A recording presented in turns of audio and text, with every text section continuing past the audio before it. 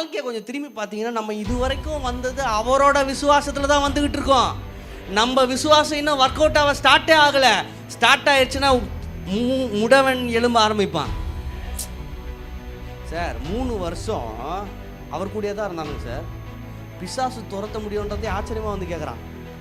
ஆனால் அவன் போய் சொல்கிறான், பொண்ணும் வெளியும் என்கிட்ட இல்லை, எழுந்துருன்னு. அவனும் அதே வழியில் தான் போகிறான், நம்மளும் அதே வழியில் தான் போகிறோம்.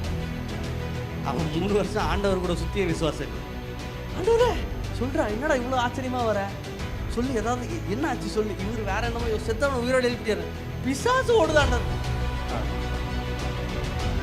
நம்ம அப்படிதான் சொல்லிக்கிட்டு தெரியுமா, விஷயம் தெரியுமா என்ன நான் பண்ணனா, அவங்களுக்கு தலைவலியே சரியாயிருச்சான். ஏய், தலைவலியை சரியாகிறதுக்கு உன்னை கூப்பிடல, செத்தவனை உயிரோடு எழுப்புறது கூப்பிட்டுருக்காரு.